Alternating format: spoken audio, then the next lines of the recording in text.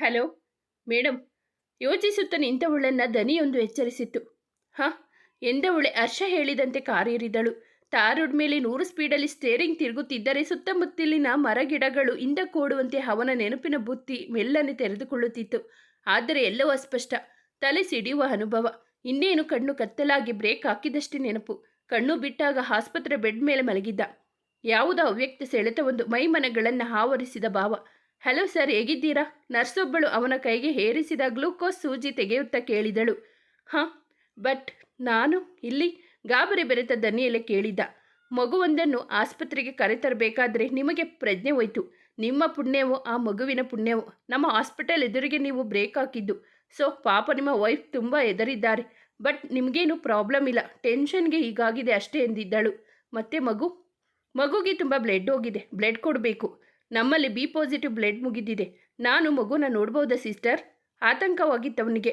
Sure, you are perfectly all right ಎನ್ನುವುದರೊಳಗೆ ವಾರ್ಡಿಂದ ಹೊರನಡೆದಿದ್ದ ಹರ್ಷ. ಹರಿಣಿ ಫೋನ್ ಕಿವಿ ಬಳಿ ಹಿಡಿದು ಯಾರೊಂದಿಗೋ ಮಾತಾಡುತ್ತಾ ಓಡಾಟ ಮಾಡುವವಳು ಅವನ ನೋಡಿ ಕಣ್ಣು ಕಿರಿದು ಮಾಡಿದಳು. ಅವನತ್ತಿರ ಬರುತ್ತಲೇ ಫೋನ್ ಪಕ್ಕಕ್ಕಿಟ್ಟು, ಹರ್ಷ ಹೇಗಿದ್ದೀರಾ? ತುಂಬ ಟೆನ್ಷನ್ ತಗೊಂಡ್ರಿ ಅನಿಸುತ್ತೆ. ಗಾಬರಿ ಇದ್ದರೂ ತೋರಗೊಡದೆ ಹೇಳಿದಳು. I am fine. Blood arrange ಆಯ್ತಾ? ನೇರ ಮಾತಿಗೆ ತತ್ತರಿಸಿತು ಹುಡುಗಿ. ಇಲ್ಲ, ಧನುಗೆ ಹೇಳಿದ್ದೀನಿ, ಬರ್ತಾ ಇದ್ದಾನೆ ಎನ್ನುವಾಗ ಗಂಟಲುಬ್ಬಿ ಮಾತು ಕಣ್ಣೀರ ರೂಪ ತಾಳಿತ್ತು. ಎದೆಗವಚಿಕೊಳ್ಳಬೇಕೆನಿಸಿತು ಹರ್ಷನಿಗೆ. ಹರಿ, ಅರ್ಥತೆ ಇತ್ತು ದನಿಯಲ್ಲಿ. ಮಿಕ ನೋಡಿದ್ದಳು ಹರಿಣಿ. ಸಾವರಿಸಿಕೊಂಡವನೇ, ಅದು ಹರಿಣಿಯವರೇ, ನಂದು ಬಿ ಪಾಸಿಟಿವ್ ಬ್ಲಡ್ ಗ್ರೂಪ್, ನೀವೇನು ಯೋಚನೆ ಮಾಡಬೇಡಿ ಎನ್ನುತ್ತಿರುವಂತೆ ನರ್ಸೊಬ್ಬಳು ಬಂದು, ಮೇಡಮ್ ಎಲ್ಲಾದರೂ ಬ್ಲಡ್ ಅರೇಂಜ್ ಆಯ್ತಾ ಎಂದಿದ್ದಳು. ಸಿಸ್ಟರ್, ನಾನು ಬ್ಲಡ್ ಕೊಡ್ತೀನಿ ಮಗುಗೆ, ನಂದು ಸೇಮ್ ಗ್ರೂಪ್ ಎಂದಿದ್ದ. ಕೃತಜ್ಞತೆ ತುಂಬಿದ ನೋಟದಿ ಕೈ ಮುಗಿದಳು ಹರಿಣಿ. ಅವನ ಕರುಳು ಚುರ್ರು ಎಂದಿತು. ಬನ್ನಿ ಸರ್, ಮೊದಲು ಟೆಸ್ಟ್ ಮಾಡಿ ನೋಡಬೇಕು ಎಂದವಳನ್ನು ಹಿಂಬಾಲಿಸಿದ ಹುಡುಗ. ಚಿನ್ನು ಡವಗುಡುವ ಎದೆಯೊಂದಿಗೆ ಆಸ್ಪತ್ರೆ ಒಳಗೆ ಓಡಿ ಬಂದವನೇ ಅಳುತ್ತ ವಾರ್ಡ್ನ ಹೊರಗೆ ಇತ್ತಿಂದಿತ್ತ ಸುತ್ತುವವಳು ಅವನ ದನಿಗೆ ತಿರುಗಿ ಗಟ್ಟಿಯಾಗಿ ತಬ್ಬಿದಳು. ಅವಳ ಸಂತೈಸುವ ಧನುಷ್, ಅಳ್ಬೇಡ ಚಿನ್ನು, ನೋಡು ನಾನೀಗ ಬಂದೆ ಅಲ್ವಾ, ಎಲ್ಲ ಸರಿಯಾಗುತ್ತೆ ಎಂದಾಗ ಹಿಂದಿನಿಂದ ಬಂದ ಹರ್ಷ ಅವನ ಭುಜ ತಟ್ಟಿ, ಹೌದು ಧನುಷ್ ಅವರೇ, ತೃಪ್ತಿ ಈಗ ಆರಾಮಾಗಿದ್ದಾಳೆ, ಡಾಕ್ಟರ್ ಹೇಳಿದ್ರು ಅಂದಿದ್ದ. ಆ ಕ್ಷಣ ಅವನಿಗೆ ಹರ್ಷ ಸಾಕ್ಷಾತ್ ದೇವರಂತೆ ಕಂಡಿದ್ದ. ಒಂದು ದಿನ ಆಸ್ಪತ್ರೆ ವಾಸದ ಬಳಿಕವೇ ಮೂವರು ಮನೆದಾರಿ ಹಿಡಿದಿದ್ದರು. ದಾತ್ರಿ ಮಗುವನ್ನು ಮತ್ತೆ ಹರಿಣಿಯನ್ನು ಕೆಲ ದಿನಗಳ ಮಟ್ಟಿಗೆ ತನ್ನೊಂದಿಗೆ ಇರಿಸಿಕೊಂಡಿದ್ದಳು. ಹರ್ಷದೊಂದಿಗೆ ಖುಷಿಯಾಗಿ ಕಾಲ ಕಳೆಯುತ್ತಿದ್ದಳು ತೃಪ್ತಿ. ಅರ್ಚನ ಊರಿಗೆ ಹೊರಟು ನಿಂತರೆ ಹರ್ಷ ತಾನು ಇನ್ನೂ 1-2 ದಿನ ಬಿಟ್ಟು ಬರುವುದಾಗಿ ಹೇಳಿದ. ಇತ್ತೀಚೆಗೆ ಹರ್ಷನ ಮನ ಹರಿಣಿಯ ಹಿಂದೆಯೇ ಸುತ್ತುತ್ತಿತ್ತು. ಓರೆ ನೋಟದಲ್ಲೇ ಅವಳನ್ನು ಹಳೆದು ತೂಗಿ ಮಾಡುವವ. ಒಮ್ಮೊಮ್ಮೆ ತಲೆ ಭಾರವೆನ್ನಿಸಿ ಹಾಸಿಗೆ ಬಿಟ್ಟು ಕದಲುತ್ತಿರಲಿಲ್ಲ. ಹಚ್ಚಸಿರಿನಿಂದ ತುಂಬಿ ತುಳುಕುವ ಪಾರ್ಕ್ವೊಂದರ ಮುಂದೆ ತನ್ನ ಸ್ಕೂಟಿ ನಿಲ್ಲಿಸಿ ಅದಕ್ಕೆ ಹೊರಗೆ ನಿಂತಿದ್ದಳು Chetana. Grey colour top, light pink ಲೆಗಿಂಗ್ಸ್ನಲ್ಲಿ ಆಗಷ್ಟೇ ಅರಳಿದ ಹೂವಂತೆ ಕಂಡಿದ್ದಳು ವರುಣ್ಗೆ. ಹಿಂದಿನ ದಿನವೇ ಕಾಲ್ ಮಾಡಿ ವರುಣ್ಗೆ ಪಾರ್ಕ್ ಬಳಿ ಬರಲು ಹೇಳಿದ್ದಳು ಹುಡುಗಿ. ನಡುಗುತ್ತಲೇ ಬಂದಿದ್ದ ನಮ್ಮುಡುಗ. ಡವಗುಡುವ ಎದೆಯ ತಹಬದಿಗೆ ತರುವ ಪ್ರಯತ್ನ ಪ್ರತಿ ಸಲವೂ ಸೋಲುತ್ತಿತ್ತು. ಏನಾದರೂ ಆಗಲಿ, ಸತ್ಯವನ್ನು ಯಾವತ್ತಾದರೂ ಎದುರಿಸಲೇಬೇಕಲ್ವಾ ಎಂದುಕೊಳ್ಳುತ್ತಲೇ ಮನೆಯಿಂದ ಹೊರಬಂದಿದ್ದ ವರುಣ್. ಬಂದು ತುಂಬ ಹೊತ್ತಾಯ್ತಾ? ಯಾವುದೇ ಯೋಚನೆಯಲ್ಲಿ ಮುಳುಗಿದ್ದ ಚೇತನ ಸಡನ್ನಾಗಿ ದನಿ ಬಂದ ಕಡೆ ತಿರುಗಿದಳು. ಕೆಂಪು ಬಣ್ಣದ ಶರ್ಟ್ಗೆ ಅದಕ್ಕೊಪ್ಪುವ ಪ್ಯಾಂಟಲ್ಲಿ ಮೊದಲಿಗಿಂತ ಮುದ್ದಾಗಿ ಕಾಣುತ್ತಿದ್ದ ವರುಣ್. ಆದರೆ ಹೊಳೆಯುವ ಕಣ್ಣುಗಳು ಮಾತ್ರ ನಿಸ್ತೇಜಕವಾಗಿದ್ದವು. ತಪ್ಪಿತಸ್ಥ ಭಾವ ಮೊಗದಲ್ಲಿ ಎದ್ದು ಕಾಣುತ್ತಿತ್ತು. ಹಾಂ, ಸ್ವಲ್ಪ ಹೊತ್ತಾಯಿತು ಬನ್ನಿ ಎಂದವಳೆ ತಿರುಗಿ ಅವನ ಮೊಗ ನೋಡುವ ಧೈರ್ಯ ಮಾಡದೆ ಪಾರ್ಕ್ ಒಳಗೆ ನಡೆದಿದ್ದಳು. ಹಿಂಬಾಲಿಸಿದ ಹುಡುಗ. ದೂರದ ಕಲ್ಲು ಬೆಂಚಿನ ಮೇಲೆ ಕುಳಿತವಳು ಏನೊಂದು ಮಾತನಾಡದೆ ಕೊರಳಲ್ಲಿ ಬೆಚ್ಚಗೆ ಮಲಗಿರುವ ಉದ್ದನೆಯ ಹೊಳೆಯುವ ಮಾಂಗಲ್ಯದ ಜೊತೆ ಹಾಡುತ್ತಾ ಒಮ್ಮೊಮ್ಮೆ ಕಚ್ಚುತ್ತಾ ಕುಳಿತಿದ್ದಳು. ವರುಣ್ ಜೊತೆ ಮಾತನಾಡಬೇಕೆಂದು ಏನೋ ಕರೆದಿದ್ದಳು. ಆದರೆ ಹೇಗೆ ಏನು ಎಂಬ ಪ್ರಶ್ನೆ ಬೃಹತ್ಕಾರವಾಗಿ ಮರವಾಗಿ ಎದುರು ನಿಂತಿತು. ಬುಡ ಕಡಿದಿದ್ದು ಮಾತ್ರ ವರುಣೆ. ಏನೋ ಮಾತಾಡಬೇಕು ಅಂದೆ, ಸಾರಿ ಅಂದ್ರಿ ತೊದಲುತ್ತಾ ಹೇಳಿದ. ನೀನು ಅಂತಾನೆ ಹೇಳುವರು, ಈ ಎಕ್ಸ್ಟ್ರಾ ಮರ್ಯಾದೆಯೆಲ್ಲ ಬೇಡ ಎಂದಿದ್ದಳು ಮೂತಿ ಉಬ್ಬಿಸುತ್ತಾ. ಸರಿ ಹೇಳು, ಏನೋ ಹೇಳಬೇಕು ಅಂತ ಹೇಳಿದೆ. ಹಾಂ, ಹೇಳಬೇಕು, ಕೇಳಲು ಬೇಕು. ಅರ್ಥವಾಗದೆ ಅವಳನ್ನೇ ದೃಷ್ಟಿಸಿದ ವರುಣ್. ಯಾವುದರ ಬಗ್ಗೆ ಮಾತಾಡ್ತಾ ಇದ್ದೀಯಾ ನೀನು? ಉಗುಳು ನುಂಗುತ್ತಾ ಕೇಳಿದ. ಬೆವರ ಹನಿಗಳಾಗಲೇ ಮೊಗದ ತುಂಬ ಚುಂಬಿಸಿಯಾಗಿತ್ತು. ಚೇತನ ತನ್ನ ಬ್ಯಾಗಿನಿಂದ ಒಂದು ಕಾಗದವನ್ನು ಅವನೆದುರು ಹಿಡಿಯುತ್ತಾ ಇದರ ಬಗ್ಗೆ ಎಂದಿದ್ದಳು. ಈಗಂತೂ ವರುಣ್ಗೆ ಜ್ವರ ಬರುವುದೊಂದೇ ಬಾಕಿ. ಮೆತ್ತೆಗೆ ಕಂಪಿಸಿದ ಹುಡುಗ ಕೈಯೊಡ್ಡಿ ಆ ಪತ್ರವನ್ನು ನಡುಗುವ ಕೈಗಳಿಂದಲೇ ಹಿಡಿದಿದ್ದ. ಕಣ್ಣುಗಳು ಒಂದು ಕ್ಷಣ ಮಂಜಾಗಿದ್ದವು. ಹಗಲಲ್ಲೂ ಕತ್ತಲಾವರಿಸಿದಂತಾಯಿತು ಅವನಿಗೆ. ಅವಳ ಮೊಗ ನೋಡುವ ಕನಿಷ್ಠ ಧೈರ್ಯವು ಆ ಕ್ಷಣ ಮಾಯವಾಗಿತ್ತು. ಗಂಟಲೊಣಗುವ ಮುಂಚೆ ನಾಲಿಗೆಯಿಂದ ತುಟಿಯನ್ನು ಸವರುತ್ತಾ ಉಗುಳು ನುಂಗುತ್ತಾ ಅದು ಇದು ನಿಂಗೆ ಇನ್ನೂ ಏನೋ ಹೇಳುವವನನ್ನು ತಡೆದಿತು ಚೇತನಾಳ ಧ್ವನಿ.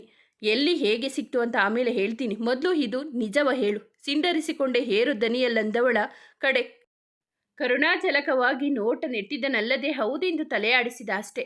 ಚೇತನಾಳಲ್ಲಿನ ಚೇತನವೇ ಮಾಸಿ ಹೋಗಿತ್ತು. ಗಿರಕ್ಕೆ ಹೊಡೆಯಲು ರೆಡಿಯಾದ ತಲೆ ಬುರಡೆಯನ್ನು ಬಲವಂತವಾಗಿ ಹಿಡಿದಿಡುವ ಪ್ರಯತ್ನ ಮಾಡಿದಳು. ಅವನ ಅತಿ ಸಮೀಪ ಬಂದು ಕಾಲರ್ ಹಿಡಿದು ಕೆನ್ನೆಗೆ ಚಟೀರೆಂದು ಬಾರಿಸಿದಳು. ಮೌನಿ ವರುಣ್.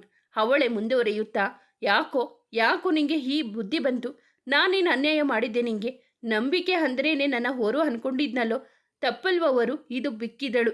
ಅಷ್ಟು ದಿನದ ಕೋಪ ತಾಪಗಳಿಗೆ ಅನುಮಾನ ದುಮ್ಮಾನಗಳಿಗೆ ತೆರೆ ಎಳೆಯಬೇಕಿತ್ತವಳಿಗೆ. ಹತ್ತು ಸುಸ್ತಾದವಳು ತಲೆಯನ್ನು 2 ಕೈಗಳಿಂದ ಹಿಡಿದು ಕುಸಿದಿದ್ದಳು. ಏನು ಮಾಡಲು ತೋಚದವನು ಅವಳನ್ನು ಬಳಸಿ ತನ್ನೆದೆಗೆ ಒರಗಿಸಿಕೊಂಡು ಕೆನ್ನೆಯನ್ನು ಮೆಲುವಾಗಿ ತಟ್ಟಿದ. ಚೇತು ಮುಖದ ಮೇಲೆ ನೀರು ಸಿಂಪಡಿಸುತ್ತಲೇ ಮೆಲ್ಲನೆ ಕಣ್ತೆರೆದಿತ್ತು ಹುಡುಗಿ. ಚೇತು ಎನ್ನುತ್ತಲೇ ಅವನಿಂದ ದೂರ ಸರಿದವಳು ಅವನಿಗೆ ಬೆನ್ನು ಮಾಡಿ ನಿಂತು, ಕ್ಷಮಿಸುವರು, ನಿನ್ನ ತುಂಬ ನಂಬಿದ್ದೆ. ಆ ನಂಬಿಕೆ ನಿನ್ನಿಂದಲೇ ನಾಶ ಆಗುತ್ತೆ ಅಂತ ಕನಸಲ್ಲೂ ಅಂದ್ಕೊಂಡಿರಲಿಲ್ಲ. ನಿಂಗೆ ಬ್ರೈನ್ ಟ್ಯೂಮರ್ ಇರೋ ವಿಷಯನ ನನ್ನಿಂದ ಯಾಕೆ ಮುಚ್ಚಿಟ್ಟೆ? ಪ್ರೀತಿ ಅಂದರೆ ಬರೀ ಸುಖದ ಮಾತ್ರ ಜೊತೆಗಿರೋದಲ್ಲ, ಸರಿ ಸಮಾನವಾಗಿ ದುಃಖದಲ್ಲೂ ಪಾಲುದಾರರಾಗಿರಬೇಕು. ನಾನು ನಿನ್ನ ಯಾವತ್ತು ಪ್ರೀತಿಸಿದ್ನೋ ಅವತ್ತೇ ನಿನ್ನ ಮದುವೆ ಆಗಿದೆ.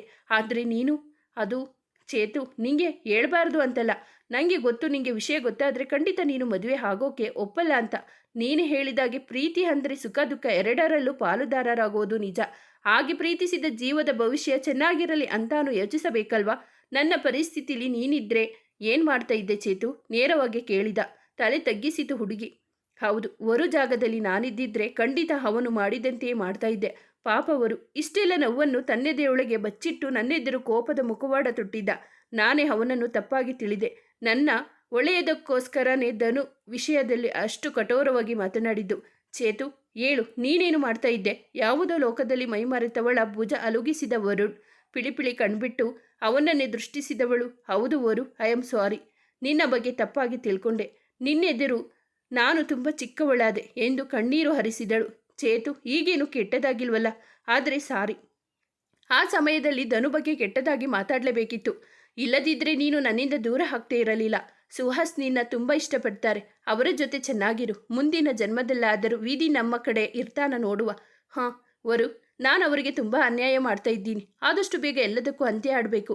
ಹೌದು, ಇದೆಲ್ಲ ನಿಂಗೆ ಯಾರು ಹೇಳಿದ್ರು? ಅತ್ತಿಗೆ ಹುಷಾರಿಲ್ಲದೆ ಇದ್ದಾಗ ಮನೆಯಲ್ಲಿ 2 ದಿನ ಇದ್ದೆ. ಆಗ ಅವರ ರೂಮಲ್ಲಿ ಅವರ ಡೈರಿ ಸಿಕ್ತು. ಬೇರೆಯವರ ಡೈರಿ ಓದೋದು ತಪ್ಪು ಅಂತ ಗೊತ್ತಿತ್ತು. ಓದಿದೆ. ನನಗೆ ನಿನ್ನ ವಿಷಯ ಅದರಲ್ಲಿ ಇದೆ ಅನ್ನೋ ಸಣ್ಣ ಸುಳಿವು ಇರಲಿಲ್ಲ. ನಾನು ಮದುವೆ ಆಗಿ ಹೋದ ಮೇಲೆ ಮನೆಯವರು ಹೇಗಿರ್ತಾರೆ ಅಂತ ತಿಳಿಯೋ ಕುತೂಹಲಕ್ಕಾಗಿ ಓದಿದೆ. ಆದರೆ ಅಲ್ಲಿ ನನ್ನೆದೇನೆ ಹೊಡೆದು ಹೋಗುವ ವಿಚಾರ. ಮುಂದೆ ಹೇಳಲಾಗದ ಚಡಪಡಿಸಿದವಳು ಅವಳ ಅಂತರಾಳದ ಯುದ್ಧವನ್ನು ಹರಿತವನಂತೆ. ಬಿಡು ಚೇತು, ಈ ಜೀವನಾನೇ ಹೀಗೆ ಅಲ್ವಾ? ನಾವು ಅಂದುಕೊಳ್ಳೋದೇ ಒಂದು, ಆಗೋದೇ ಒಂದು. ಈಗ ನಮ್ಮಿಬ್ಬರ ಜೀವನದ ದಾರಿಯು ಬೇರೆ ಬೇರೆ. ಹಳೆಯದನ್ನೆಲ್ಲ ಒಂದು ಸುಂದರ ಕನಸೆಂದುಕೊಳ್ಳೋಣ. ನಿಂಗಾಗಿ ಸುಹಾಸ್ ಕಾಯ್ತಾ ಇರ್ತಾರೆ. ಹಾಗೆ ನನಗೂ ಯಾರಾದರೂ ಸಿಗಬಹುದು. ಬಟ್ ನಿನ್ನಂಥ ಜಗಳ ಗಂಟೆ ಮಾತ್ರ ಬೇಡ ಎಂದಿದ್ದ ತಮಾಷೆಯಾಗಿ. ಅಷ್ಟೊತ್ತು ಅಳುಮುಖ ಮಾಡಿಕೊಂಡಿದ್ದವಳ ಮೊಗವರಳಿತು. ಆದರೆ ಅವನಿಗೇನು ಗೊತ್ತು, ಚೇತುಗಿಂತ ಭಯಂಕರ ಜಗಳ ಗಂಟೆಗೆ 3 ಗಂಟೆ ಹಾಕುವ ಸಿಚುವೇಶನ್ ಎದುರಾಗುತ್ತೆ ಅಂತ. ಇಬ್ಬರು ಎಲ್ಲವನ್ನು ಮರೆತು ತಮ್ಮ ಹಳೆಯ ಜೀವನದ ಬಗ್ಗೆ ಮಾತನಾಡುತ್ತಾ ತಮಾಷೆ ಆಡುತ್ತಿರುವಾಗಲೇ ಚೇತನಾಳ ಮೊಬೈಲ್ ಕೂಗಿಕೊಂಡಿತು. ಸ್ಕ್ರೀನ್ ಮೇಲಿನ ಹೆಸರು ನೋಡಿದ ವರುಣ್ ಚೇತನಾಳೊಮ್ಮೆ ದೀರ್ಘವಾಗಿ ಅವಲೋಕಿಸಿದ. ಮೈ ಎನಿಮಿ ಎಂದಿತ್ತು. ಅದು ಹೀಗೆ ಖುಷಿಗೆ ಪೆಚ್ಚು ಮೋರೆ ಹಾಕಿ ತೊದಲಿದಳು. ನಗು ಬಂದಿತ್ತವನಿಗೆ. ಅವಳ ತಲೆಗೊಂದು ಮೊಟಕೆ. ಪಾಪ ಕಣೆ, ಇನ್ನು ಅಮೂಲ್ ಬೇಬಿ ಅವರು, ಜಾಸ್ತಿ ಗೋಳಿಕೊಂಬೇಡ, ಏನಂತ ಕೇಳು ಎಂದಿದ್ದ. ಎಂದವಳೆ ರಿಸೀವ್ ಮಾಡಿದಳು. 1-2 ನಿಮಿಷ ಮಾತನಾಡಿದವಳು. ನಗುತ್ತಲೇ ಮಾತನಾಡಿದವಳ ನೋಡಿ ವರುಣ್ ಮನಸ್ಸಿಗೇನೋ ಸಮಾಧಾನವಾಯಿತು. ವರು, ಸುಹಾಸ್ ಬರ್ತಾರಂತೆ, 1-2 ನಿಮಿಷ ಇರು, ಮಾತನಾಡಿಸಿಕೊಂಡು ಹೋಗಿವೆಯಂತೆ ಎಂದಿದ್ದಳು. ಹಳೆಯದೆಲ್ಲವನ್ನು ಮರೆತು ನಿಷ್ಕಲ್ಮಶ ಮನದಲ್ಲಿರುವ ಇಬ್ಬರು ಮನಸಾರೆ ತುಟಿ ಹರಳಿಸಿದ್ದರು. ದೂರದಿಂದಲೇ ಹಲೋ ಎನ್ನುತ್ತಾ ಕೈ ಬೀಸುತ್ತಾ ಬಂದಿದ್ದ ಸುಹಾಸ್. ಕುಶಲೋಪಚರಿ ಮಾತನಾಡಿದವನು ಚೇತನಾಳೊಂದಿಗೆ ಹೊರಟು ನಿಂತಿದ್ದ. ಜೋಡಿಯಾಗಿ ಹೆಜ್ಜೆ ಹಾಕುವ ದಂಪತಿಗಳನ್ನು ಕಣ್ತುಂಬಿಕೊಂಡಿದ್ದ ವರುಣ್. ಅವನ ಮನದಲ್ಲಿ ಈಗ ಯಾವ ಬೇಸರವೂ ಇಲ್ಲ. ತಾ ಮೆಚ್ಚಿದ ಹುಡುಗಿ ಸುಹಾಸ್ನೊಂದಿಗೆ ಹೆಜ್ಜೆಗೆ ಹೆಜ್ಜೆ ಸೇರಿಸುವಾಗಲೂ ಮನದಲ್ಲೇನು ಸಾಧಿಸಿದ ಭಾವ. ಅವರು ಮರೆಯಾಗುವವರೆಗೂ ನೋಡುತ್ತಾ ನಿಂತವನ ಕೊನೆಯದಾಗಿ ತಿರುಗಿ ನೋಡಿ ಕೈ ಬೀಸಿದಳು ಚೇತನ. ಏ ಬೇತಾಳ, ಏನಾಯಿತು? ಯಾಕಿಷ್ಟು ಒದ್ದಾಟ? ಅಷ್ಟೊತ್ತು ಬೆಕ್ಕಿನ ಮರಿಯಂತೆ ತನ್ನ ಎದೆ ಮೇಲೆ ತಲೆ ಇಟ್ಟು ಮಲಗಿದ ಮಡದಿ ಸಡನ್ ಆಗಿ ಮುಖ ಕಿವುಚಿ ಸಣ್ಣಗೆ ನರಳುವವಳ ಕೇಳಿದ ಧನುಷ್. ಗೊತ್ತಿಲ್ಲದನು, ತುಂಬ ಹೊಟ್ಟೆ ನೋವು ಎಂದಿದ್ದಳು ಮೆಲ್ಲನೆ. ಕ್ಷಣ ಗಾಬರಿಯಾಗಿತ್ತವನಿಗೆ. ತಡಬಡನೆ ಎದ್ದವನೇ, ಪುಟ್ಟ ಏನಾಯ್ತಮ್ಮ, ಹೇಳು, ಆಸ್ಪತ್ರೆಗೆ ಹೋಗೋಣವಾ, ಆತಂಕದಲ್ಲೇ ಕೇಳಿದ. ಬೇಡದನು, ಇದು ತಿಂಗಳ ನೋವು, ಸ್ವಲ್ಪ ಸಮಯ ಸರಿಯಾಗುತ್ತೆ ಎಂದಳು. ಸ್ವಲ್ಪ ಸಾವರಿಸಿಕೊಳ್ಳುತ್ತಾ ಅವಳನ್ನು ತನ್ನ ಮಡಿಲಿಗೆ ಎಳೆದುಕೊಂಡವ. ಅವಳ ತಲೆ ನೆವರುತ್ತಾ, ಸಾರಿ ಪುಟ್ಟ, ಎಷ್ಟು ಕಷ್ಟ ಅಲ್ವಾ ಹೆಣ್ಣು ಮಕ್ಕಳಿಗೆ. ಆ ದೇವರು ಯಾಕಾದರೂ ಇದನ್ನೆಲ್ಲ ನಿಮಗೆ ಕೊಟ್ಟನೋ ಏನೋ. ಅಯ್ಯೋ ಅದಕ್ಕೆ ಅಲ್ವದನು, ಹೆಣ್ಣು ಮಕ್ಕಳನ್ನ ಲಕ್ಷ್ಮೀ ಸ್ವರೂಪ ಅನ್ನೋದು.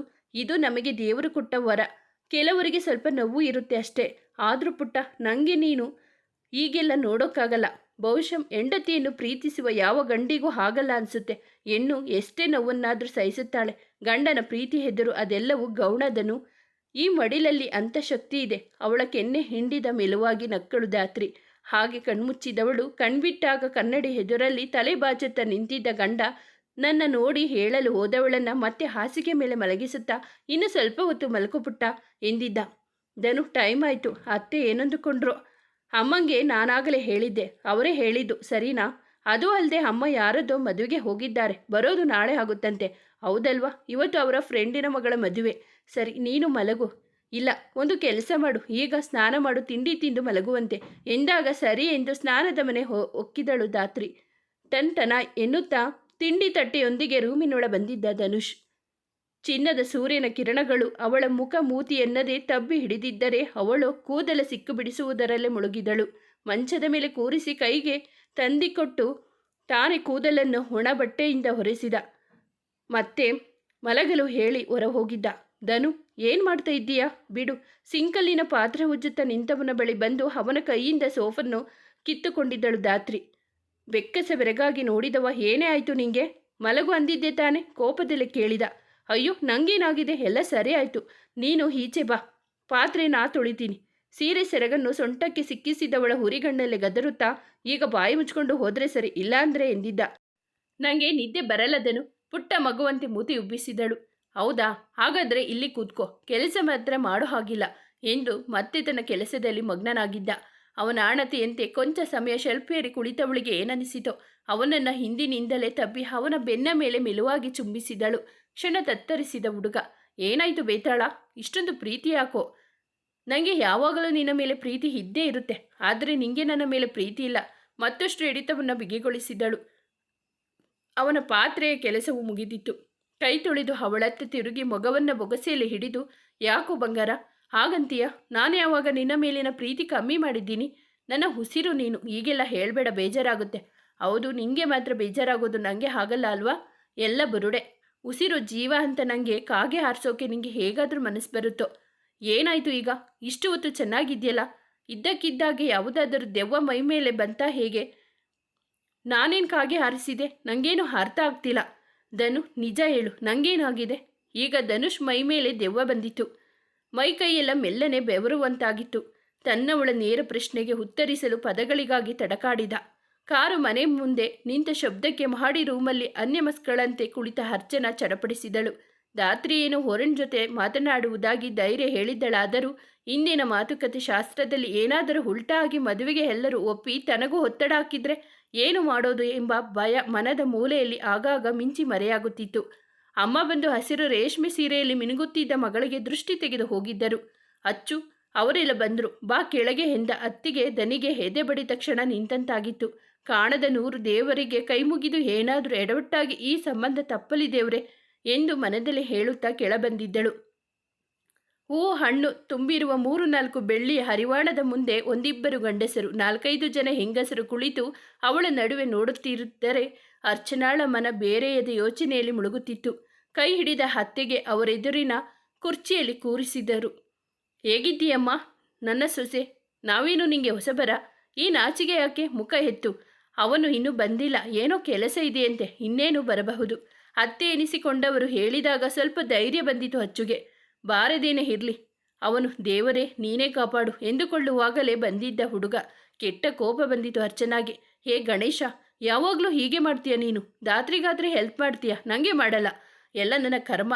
ಮೂತಿ ಸೊಟ್ಟೆಗೆ ಮಾಡಿ ಗಣೇಶನಿಗೆ ಸಹಸ್ರನಾಮಾರ್ಚನೆ ಮಾಡುವಾಗಲೇ 2 ಮನೆಯವರು ತಾಂಬೂಲ ವಿನಿಮಯ ಮಾಡಿಕೊಂಡಾಗಿತ್ತು. ಕಣ್ಣಂಚಿನವರೆಗೆ ಬಂದ ಕಣ್ಣೀರನ್ನು ಕಷ್ಟಪಟ್ಟು ತಡೆದಿದ್ದಳು. ಎಲ್ಲರೂ ಮದುವೆ ದಿನಾಂಕ ನಿಶ್ಚಯಿಸಿ ಊಟ ಮಾಡಲು ಹೊರಟರೆ ಅರ್ಚನಾ ತಲೆನೋವೆಂದು ಸುಳ್ಳಾಡಿ ರೂಮು ಸೇರಿಕೊಂಡಳು. ದಾತ್ರಿಗೆ ಫೋನ್ ಆಯಿಸಿದರೆ ಸ್ವಿಚ್ ಆಫ್ ಬಂದಿತು. ಕ್ಷಣ ಎದೆ ಬಡಿತವೇ ನಿಂತಂತಾಯಿತು. ತಾನೇ ವರುಣ್ಗೆ ವಿಷಯ ತಿಳಿಸಬೇಕಿತ್ತು. ಈಗೇನು ಮಾಡಲಿ? ಹಾಸಿಗೆ ಮೇಲುರುಳಿಕೊಂಡವಳನ್ನು ತಿರುಗುತ್ತಿರುವ ಫ್ಯಾನ್ ನೋಡಿ ನಕ್ಕಂತಾಗಿತ್ತು. ಎಷ್ಟೊತ್ತು ಹಾಗೆ ಇದ್ದಳು ಯಾರೋ. ಹೊರಗಿನಿಂದ ಬಾಗಿಲು ಬಡಿದಾಗಲೇ ಎಚ್ಚೆತ್ತಿದಳು. ಯಾರಪ್ಪ ಇದು ಎಂದು ಗೊಣಗುತ್ತಲೇ ಡೋರ್ ಓಪನ್ ಮಾಡಿದರೆ ಹಲ್ಲು ಕಿರಿಯುತ್ತಾ ಅವಳ ಅತ್ತೆ ನಿಂತಿದ್ದರು. ಬಲವಂತದ ನಗು ಹೊತ್ತು ನಿಂತಳು. ಬರ್ತೀವಮ್ಮ, ಆದಷ್ಟು ಬೇಗ ನಮ್ಮನೆಗೆ ಬಂದ್ಬಿಡು ಎಂದು ಮನಸಾರೆ ಹರಿಸಿದರು. ಆದರೆ ಹಚ್ಚು ಮನದಲ್ಲೇ ಅದಂತೂ ಈ ಜನ್ಮದಲ್ಲಿ ಸಾಧ್ಯ ಇಲ್ಲ ಎಂದುಕೊಳ್ಳುತ್ತಿರುವಂತೆ ಅವರೆಲ್ಲರೂ ಹೋಗಿದ್ದರು. ಅತ್ತೆ, ಇವತ್ತು ನಾನೇ ಅಡುಗೆ ಮಾಡಲಾ? ಆಗಷ್ಟೇ ಕಾರಿನಿಂದ ಇಳಿದು ಬಂದ ಮಗ ಸೊಸೆಯನ್ನು ಕಣ್ತುಂಬಿಕೊಳ್ಳುವಾಗಲೇ ಚೇತನ ಕೇಳಿದಳು. ಅಯ್ಯೋ, ಅದನ್ನು ಯಾಕಮ್ಮ ಕೇಳ್ತೀಯಾ? ಇದು ನಿನ್ನ ಮನೆ, ಇಲ್ಲಿರೋದೆಲ್ಲ ನಿನ್ನದೇ. ಅಂದ ಮೇಲೆ ಅಡುಗೆಯೂ ನಿನ್ನದೇ, ಅಡುಗೆ ಮನೆಯೂ ನಿನ್ನದೇ. ಮೆಚ್ಚುಗೆಯಿಂದ ಚೂರು ಕಪಟವಿಲ್ಲದೆ ಅಂದಿದ್ದರು.